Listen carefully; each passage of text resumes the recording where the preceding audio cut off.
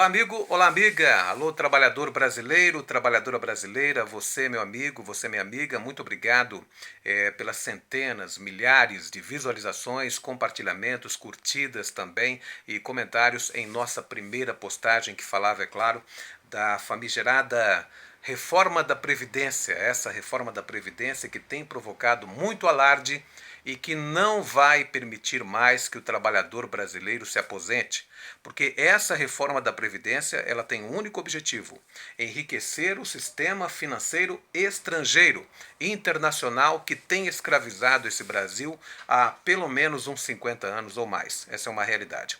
A dívida pública é a dívida interna, mas a dívida externa. E nós pagamos de juros todos os anos por volta de 40% do nosso orçamento.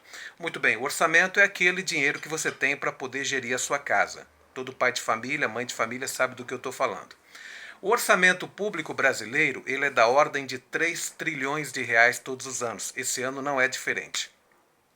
Desse orçamento, 40% é para poder pagar os juros da dívida pública, simplesmente isso.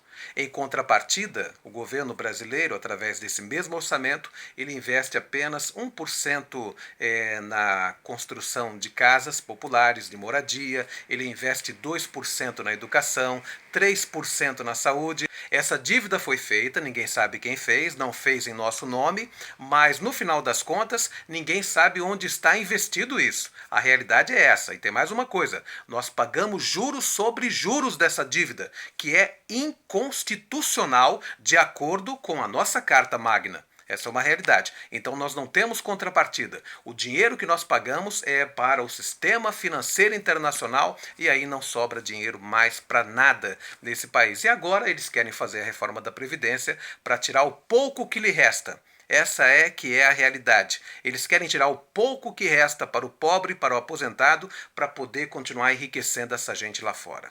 Eu quero apenas dar um exemplo, porque às vezes a gente fala assim e infelizmente algumas pessoas ainda não acreditam e às vezes também não conseguem entender. Então eu quero explicar um pouco mais mastigado para você perceber, compreender de fato o que está acontecendo. Enquanto nós não resolvermos a problemática desse pagamento famigerado de juros para o sistema financeiro internacional nesse país, nós não vamos crescer. Esse país não vai se desenvolver e o nosso povo nunca terá uma vida digna enquanto nós não resolvermos essa problemática. Eu quero que você preste muita atenção no que eu vou falar, é rápido e eu tenho certeza que você vai conseguir entender. Veja, nós pagamos todos os anos, como eu disse, por volta de 1 trilhão e 200 bilhões de reais de juros da dívida pública. É por aí. 1 trilhão e 200 bilhões de reais. Eu quero que você entenda para a gente poder fazer a devida comparação.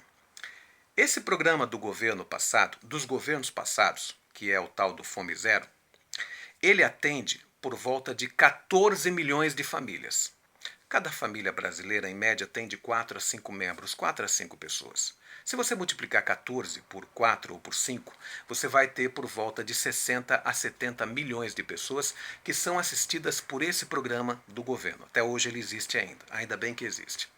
Então veja, nós conseguimos assistir mais de 1/3 da nossa população. Nós conseguimos dar o mínimo de dignidade de vida para quase 70 milhões de pessoas com 30 bilhões de reais ano. Você está conseguindo entender o que eu estou falando para você? A dívida nos custa mais de 1 trilhão e 200 bilhões de reais. Mas com 30 bilhões de reais, olha só, de 1 trilhão e 200 bilhões de reais que nós pagamos, com apenas 30 bilhões de reais. Com apenas 30 bilhões de reais, você consegue fazer o grau de justiça social que esse programa do Bolsa Família faz. Você já parou para pensar o quanto nós não poderíamos investir na saúde, na educação, na geração de emprego, de renda, de salário? O quanto nós não poderíamos investir em casas populares, nós simplesmente iríamos zerar o déficit que nós temos em matéria de casas populares nesse país. Amigo, amiga, todo mundo ia ter a sua casinha. se nós não pagássemos os juros da dívida.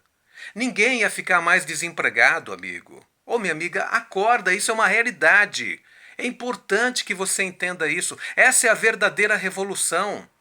Nós não teríamos mais problemática, deficiência na saúde pública. Nós teríamos aqui hospitais de primeiro mundo. Nós estamos jogando no ralo 1,2 trilhão todos os anos com o pagamento de uma dívida que nós não fizemos. Ela não existe, não tem contrapartida. Isso é um esquema do sistema financeiro internacional em conluio com governos pecaminosos que nós já tivemos desse país. E infelizmente continuamos tendo. Esse governo agora, que está aí, que eu não vou falar nem o nome por uma questão de ética, ele acaba de privatizar 12 aeroportos e 10 terminais portuários, a preço de banana.